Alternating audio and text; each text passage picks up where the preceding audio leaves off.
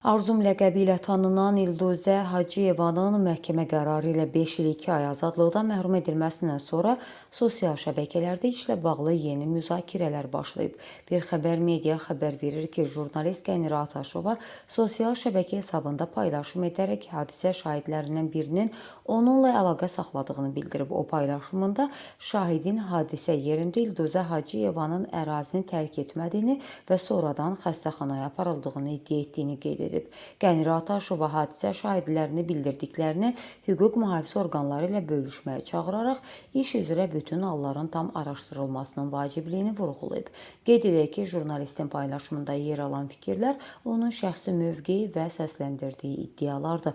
Hazırda həmin iddialarla bağlı hüquq mühafizə orqanları tərəfindən rəsmi açıqlama verilməyib. Qənirə xanım, salam, hər vaxtınız xeyir olsun. Mən Hüseynov Nurlan. Keçən il iyun ayında o Qala Mərdəkan yolunda Arzu xanım Gilin adı hallandığı avtoqəzanın şahidiyəm. Amban qəza mənim gözlərimin önündə olub. Ramal bəydə mən qoymuşam skoriya əlimdən.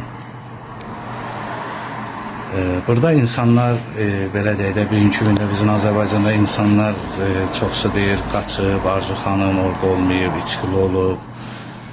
Belə deyim də, mən Arzu xanım Gilin telefonu ilə məlumat verilib skoriya, polisə. Arzu xanım Gil qaçmayıb, orada olublar, bir 20-25 dəqiqə ərzində. Mən onlara su vermişəm.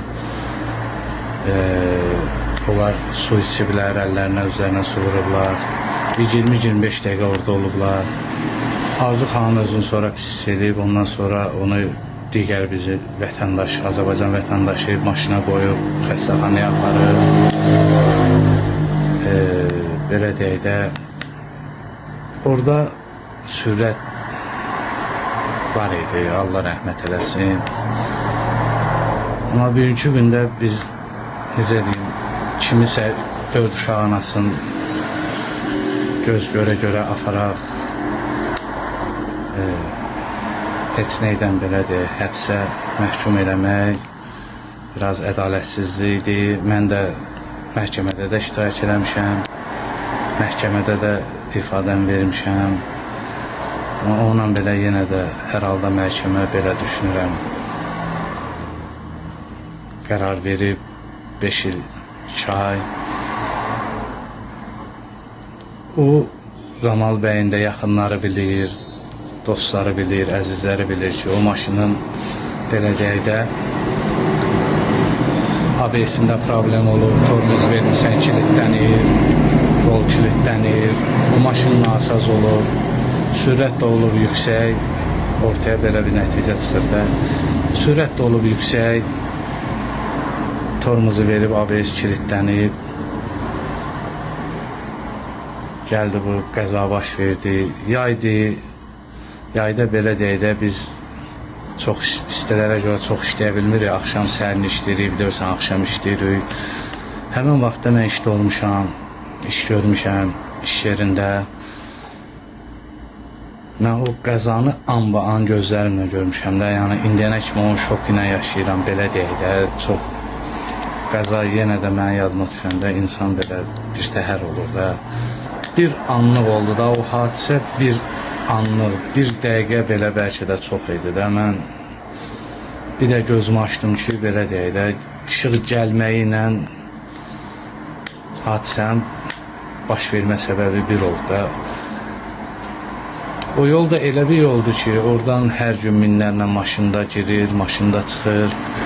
Biz özümüzdə o yoldan istifadə edirik hər gün, hər dəqiqə, hər saniyə. Orada Arzu xanımın heç bir qayda pozuntusu yoxdur, heç bir qayda pozuntusu eləmir. Bugünkü günü mən də yenə deyirəm, həmin yolda maşın sürürəm, mən də qarşımdan dönən olanda mən də gözləyirəm, yol verirəm və yaxud mən dönmək istəyəndə mənə yol verirlər. Həmin qəzada da insanlar toplaşdı bura, həmin saniyədə, həmin vaxtda digər vətəndaşlar toplandı və onların dediyi məlumata görə ki, bunlar Bravodan belə deyək də çıxıblar. Mahnı, sürət. Bunlar İnşallah haqq, ədalət öz yerini tapar. Yəni mən yenə deyirəm, mən o qəzanın anbanın şahid olmuşam. İndi birini deyirəm, biri olar yadımdan çıxar. Amma çox ağır və dəhşətli bir mənzərə idi də. Amma yenə deyirəm, Arzu xanımgil oradan qaçmayıb da, yəni uzaqlaşmayıb. Ən azından 20 dəqiqə orada qalıblar. Onlar yığıblar. Hətta onlar belə deyək də qışqırırdılar ki, ay Allah, uşaqlar aeroporta gedirdi, ay Allah, uşaqlar aeroporta gedirdi. Mən soruşdum ki, bu sizin uşaqlardır, kimdir bunlar, nədir? Bu nə idi belə, bu nə vurdu, nə açdı? 8 neçədə barduru aşırmışdı rəhmətli. Arzu xanım içkili olmayıb, Arzu xanımgil oradan qaçmayıb, uzaqlaşmayıb həmən vaxtı. Yəni dediyim kimi 20 dəqiqəyə yaxın orada olublar. Ondan sonra bu belə deyək də bu yol elə bir yoldur ki, maşın işləyir burada. Mən ondan sonra maşınları başladım ki, dayan, gözlə, o tərəfdən digər vətəndaşlar, bu tərəfdən mən ki, maşınları belə deyək də sürətin azaldaq ki, yenə də gəlib vurmasınlar da, yenə də maşınlar qəza törətməsin. Rəhmətlikdə sürət var idi də, sürət var idi. Maşın belə deyək də dayanmışdı burada. Maşının zapas təkəri özündən bir 30 metrə, 40 metrə gedib o tərəfdə qonşunun həyətinə düşmüşdü. Yoldaşı da eləncə, özü burada idi, yoldaşı özündən bir rahat 20 metrə o tərəfə düşmüşdü. Allah ailəsinə səbir versin onun da, Allah yaxınlarına səbir versin. Amma bir insanı da günahsız yerə, günahı olmaya, günahsız yerə o cəzanı vermək biraz ağır cəzadır da.